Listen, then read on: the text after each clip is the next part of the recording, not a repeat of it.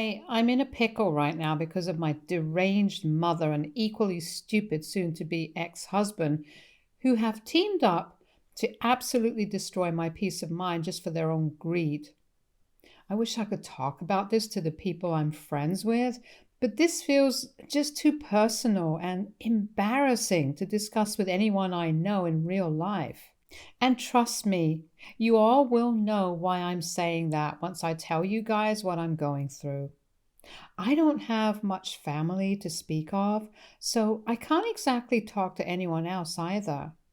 So I'm here, turning to the Reddit community, mainly to get this off my chest and also make sure that I'm not the bad guy here in any capacity, like I'm being made to believe. So this all started just 2 weeks ago when, out of absolutely nowhere, my husband of 3 years, let's call him Kevin, told me that he wanted to break up with me because he developed feelings for my mom. Yeah, you're reading that right. And no, I'm not joking. Believe me, I was just as taken aback as you guys probably are right now, and definitely a lot more disgusted when he confessed, when he told me that he'd been having an affair with her for 3 months now. I'd never noticed because I'd been busy with work and his behavior had really never been suspicious enough for me to take note anyway. For context, my mother is just 20 years older than I am. I'm 27 right now. My mother is 47. My mother had me while she was in college, but my dad was never in the picture. He broke up with my mom the day she told him that she was pregnant and even tried to get her to terminate the pregnancy. But she wanted an excuse to drop out of college back then, so she decided to have me anyway and told my her mother, that she wanted to be a stay-at-home mom. My grandparents were rich enough to let her do that, but they still weren't happy with her decision to drop out of college. They tried to get her to go back after I was born, but she refused and instead dabbled in a bunch of professions before settling on interior decoration. Not an interior designer, she doesn't design anything, but just advises people on where to put their furniture and how to decorate their rooms to make it visually appealing. It's a whole rich people shindig, so she's pretty good at it. She's not a qualified professional, but since my grandpa was a well-known realtor, he'd get her jobs. My mom is the flakiest, most unreliable person I've ever known, and she's really lucky that she belonged to an affluent family because otherwise she'd be out on the streets. I was practically raised by my grandparents because my mother never had enough time for me. She wasn't busy with work. She was busy being a social butterfly while I was a kid, and I actually used to think that my grandparents were probably my biological parents, and my mom was my older sister or something. That's how I spent my childhood, and by the time I hit my teens, I had no hopes for my mother because she was still just as carefree about her life as she was in the past. My grandpa passed away while I was in seventh grade, and then on, it was just me and my gran against the world. The world including my mother, because most of the time she was a total pain to deal with. I mean, if you ever have to explain to your mother as a 15-year-old why it's not a good idea for her to go to Iceland with a guy she met on Tinder just 2 days ago, then you'd know what my teen years were like. She's a total idiot and has no concern for how her behavior affects other people, not even her own family. Gran had drilled the idea into my head that I was on my own after she passed on because my mother would never be of any help to me. So I worked bloody hard and made my way to the top of the company I was in right now because I didn't want to leave anything to chance. I'm the COO at my firm, and I earn twice the amount Kevin does. He's the head of sales at a smaller firm, but I'd never ever judged him for it or made him feel smaller. Part of the reason for that was the fact that I'd graduated from one of the finest business schools in the state and interned at the very company I work in right now, thanks to Gran's connections. She taught me to be humble unlike Kevin and my mother, who thought they were real big superstars over something they weren't even sure of yet. I met my husband at a common friend's birthday party about 5 years back, and we got along like a house on fire because we shared a lot of common interests. We went out for 2 years, and when he proposed, I didn't have to think twice before I said yes. He was a good man, or at least I thought he was back then. He'd always joked about how I had a hot mother, which wasn't entirely untrue. I would never call her hot because she's insane and also she's my mother, but I cannot deny that she fits the beauty standards well for her age. I mean, she's made a significant amount of money from scamming people into believing that her so-called feng shui decor worked. And a lot of that money has gone into makeup and Botox, so of course she's attractive for her age. Also, I don't mean to demean the actual professionally trained decoration specialists, and I guess maybe the real feng shui works, but whatever my mother does is a scam because she literally doesn't know the first thing about it. I respect the people who actually know what they're doing, but since my mom doesn't count as one of those professionals, and she's also just a generally crappy person, I think I'm allowed to speak badly of her. I thought Kevin would be different from the other men I dated in the past, though, and that I'd be able to trust him, but that turned out to be a bust as well. He'd joke about how my mother was hot enough to pass off as my sister, and despite my strained relationship with her, I'd laugh it off because nobody would imagine that something like this could actually happen to them. I'd only ever kept in touch with my mother because of Gran. She made me who I am, and I'll be eternally grateful for that. Even if that meant having to deal with her psychotic daughter, she was never ready to give up on Mom because she was a good woman who loved her daughter in spite of all her flaws. And then there's my mom, who could never bring herself to love me more than herself in spite of all the efforts I put in. Even after Gran passed away almost a year ago, I still try to keep in touch with my mom. Our relationship was bad, but I still found myself looking out for her, more out of a sense of obligation towards Gran than for her sake. But that ended when Kevin told me about the affair. 2 weeks ago, he sat me down after I returned in the evening from a business trip and told me with a straight face that he was in love with my mother and that they wanted to be together now. I thought he was joking at first and laughed at it, but for the first time he didn't laugh. He went on to tell me in great detail how he and my mom had been fooling around behind my back for 3 months. Kevin and I fought over something stupid, and my mother had texted him at the time to ask for advice on how to fix her headphones. That's how they got to talking, and slowly it turned into something more than a friendship. They didn't intend to take it far initially, but it just happened and they couldn't help themselves. I'm sure Kevin didn't mind that my mother looked so much like me, too. I kicked him out that very night and he left without much of a fuss because he knew that he could just go to my mother's place instead. I think I must have finished an entire bottle of wine while crying like a damn baby that night. I was up till the wee hours of the morning just sobbing so hard that my eyes swelled up to twice their size. At around 4:30 in the morning, not being able to deal with the overwhelming anger and pain of it all, I decided to text my mother.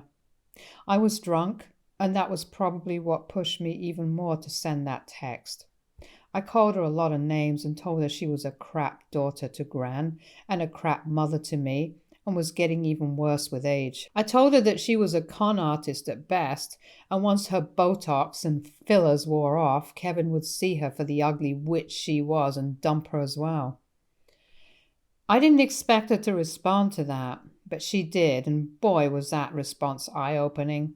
She told me that she might lose her beauty one day, but she'd never lose her bank balance, which was about to increase tenfold thanks to Gran's will. I'd totally forgotten about that while grieving Gran, but her lawyer had told us that we'd be informed of what exactly she'd left us after the probate period passed. It would take almost 6 to 9 months, and it had already been 7 months, so we'd be hearing from him shortly. Gran had instructed her lawyer not to inform us of what exactly to expect before the probate period passed. The only thing that we were allowed to know was where she wanted to be buried, and that's all. So neither my mother nor I knew what she'd left us. But since she had a lot of money, assets, and property, we were expecting a lot.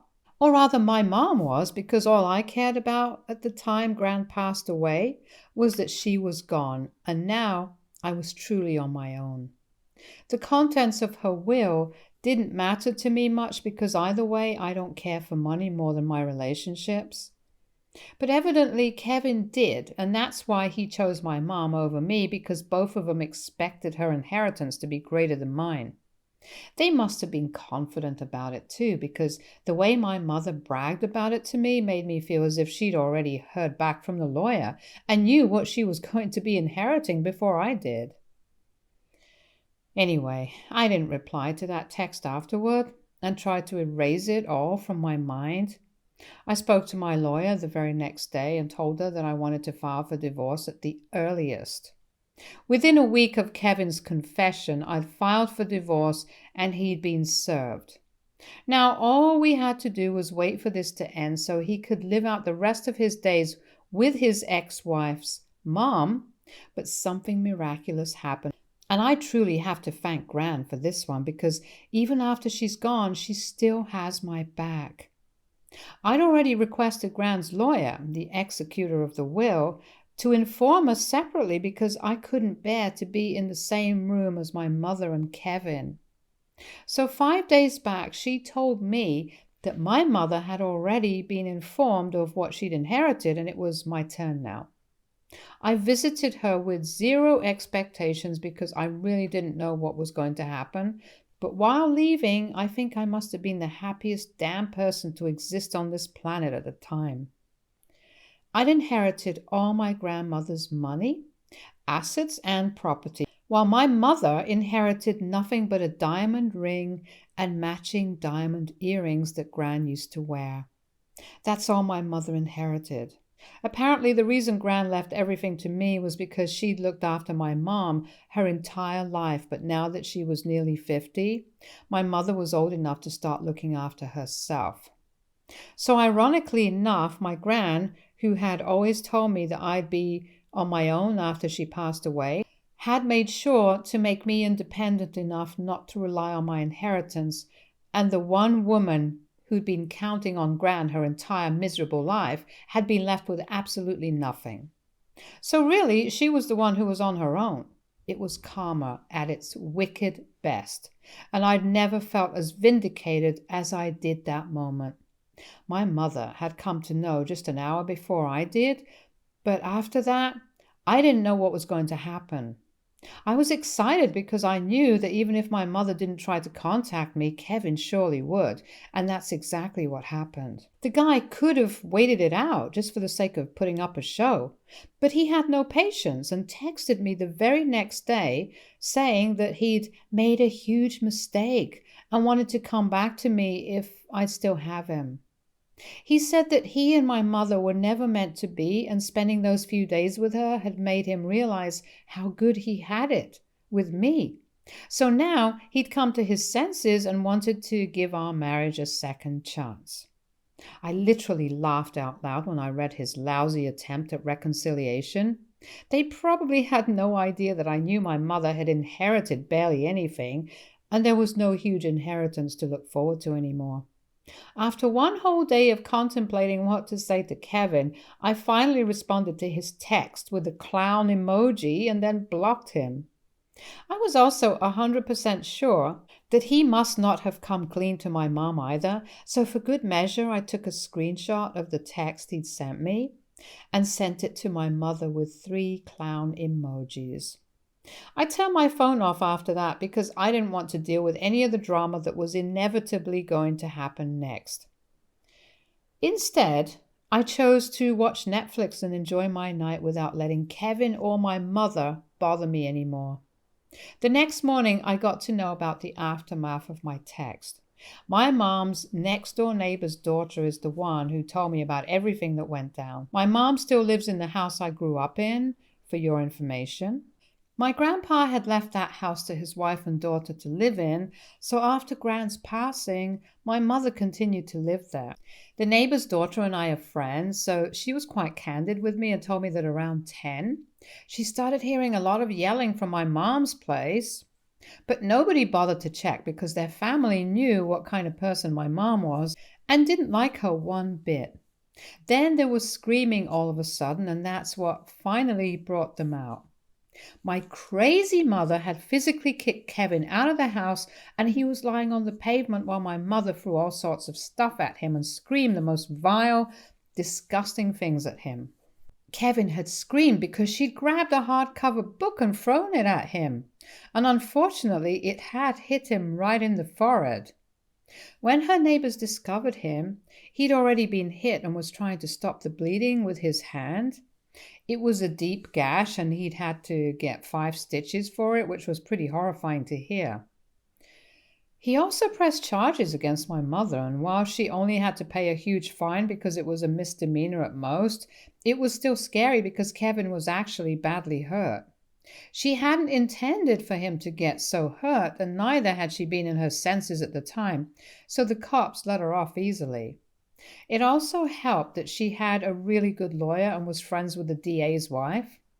Of course, my mother blamed me for it once she got back home and texted me a bunch of horrible things from her second number that I hadn't blocked, which I've been trying my best to ignore, but I really can't help wondering if what happened really was my fault or not. What Kevin and my mother did to me is definitely unforgivable, but now I feel like I should have just counted my own blessings instead of trying to meddle in their lives to mess with them. What I did was out of spite and anger too, and it's not like I'm proud of it or whatever. If I'd known that this would have such insane consequences, then I never would have sent my mother that screenshot. I literally only just wanted to make them both feel bad, but I didn't ever intend for anyone to seriously get hurt. My mother has never had any history of physical violence. Not to my knowledge, at least, so this wasn't something I could have ever thought of beforehand. I feel terrible about what happened, and my mother's constant attempts to victimize herself and make me look like the bad guy are making it worse. Even Kevin has been posting cryptic notes about betrayal and stuff, which is highly ironic, but that's beside the point right now. I feel like they're making me the bad guy just to shift the blame onto someone else, but I don't know. AITA for trying to mess up my mother and soon-to-be ex-husband's relationship after my mother bragged about how she stole my man with an inheritance she doesn't even have. Update 1. Okay, so thanks you guys for being so incredibly supportive in the comments. Thank you for all your kind words, especially the people who were appreciating Gran. Yeah, she was one of a kind, and I think I was very lucky to have her in my life. Truly one of the luckiest people alive to have had a magnanimous personality like Gran's as part of my childhood. That does make up for having a mother like the one I do, LOL. I don't feel guilty anymore about what happened because what I did was not that big of a deal. They ruined my marriage, so I ruined their relationship, tit for tat. My mother's the one who went ballistic and attacked the guy she allegedly loves, so I'm not going to feel bad about that at all. She's the crazy one here, not me. And she sure as hell isn't going to make me feel like the villain when she did everything wrong. Kevin got hurt. I do feel bad for him because a physical attack is never justified, but at the same time, he's the same guy who literally cheated on his partner of so many years with their mother. That's just gross, and I can't imagine anyone thinking they still have the right to ask their partner to forgive them and take them back after doing something like that. He was two-timing both me and my mother. I'm sorry that he got hurt, but that's also not my fault. Not my fault, and not my problem either, so I've decided to block all of them on every single platform that exists. Heck, I even blocked my mother on PayPal, so you know it's serious. On a serious note, though, I've also been thinking about a restraining order because my mother lost it. There's no telling what she might get up to next. If she's annoyed at me for ruining her relationship, she might come for me next. I don't want that, but neither do I want to give up the home and career I've worked for so long and relocate just because my mother's crazy. So a restraining order is my best bet to protect myself against that psycho dinosaur now. I just hope it doesn't come to that. Update 2. It seems that I might have to file for a restraining order after all. I'd ignored my mother altogether for almost 2 weeks and was beginning to move on. Kevin had also responded to my divorce petition and he wasn't contesting it, so it felt like things were falling back into place. And with copious amounts of therapy and self love, I'd finally get over this nasty incident. Unfortunately, my mother decided to return to terrorize me, and yesterday I found her waiting for me in my front yard, right outside my door. I'd just come back home after a long day of work, and I was in no mood. I told her to get away or I'd call the police from inside the car, but she didn't budge and instead told me that I could try whatever I wanted to, but she wasn't going to move until she had a word with me about the inheritance. I told her she could speak to me from a distance because I was curious to know what she wanted to say. So she told me very plainly that she wanted half of whatever I'd inherited because it was fair, since Gran was her mother and not just my grandma. I actually laughed in her face and told her that she was the last person who should be talking about what's fair. Then I told her to get out because I wasn't giving her jack and dialed 911 in case she tried anything funny. She glared at me and then started walking towards my car, and I instinctively rolled up my windows. I did it just in time too, because as soon as she came close to the car, she gave it one swift kick in the passenger side panel and dented it. I saw the dent only after I got out of the car, which I didn't do until I'd watched her get into her own car and drive away a considerable distance. I photographed it for evidence, and I'd already have the security footage from the cameras outside my house to prove that my mother had caused the dent. Then I called my lawyer and told her what had happened and said that I wanted to file a restraining order against my mother as well. So now that's happening as well. I guess my mother just doesn't like the idea of living a peaceful life and has to screw things up all the time. I did try to file a police report for it, but since she's friends with the DA's wife, the precinct head told me that his hands were tied and he couldn't help the situation. It's fine though, because at least I have the security footage and she can't change that. It shows her face and everything as well. I've even downloaded it and backed it up on my laptop so that I don't lose it at any point. The next couple of days are going to be stressful as hell with all the trips I'll have to take to court, but at least I'll get rid of these people. Update 3. Hey everyone, it's been busy lately with the divorce proceedings and everything. We're in the middle of settlement negotiations right now, and it's so damn frustrating. At least I managed to get a restraining order against my mother last week, so that's done with. Phew. Kevin and his lawyer have concocted a bunch of lies, so I'm trying to put together all the proof of him cheating for the next meeting, and hopefully that'll be an end to this. It's annoying, but I'm going to therapy regularly to deal with my anger and process it so it doesn't get in the way of my daily life. If I've learned anything from this, it's that I don't want to end up like my crazy mom. I just had to vent here for a while, but I feel better now, and I guess I'll be back whenever the divorce is finalized. For now, this is it. Stay tuned for more stories from our girl relationships.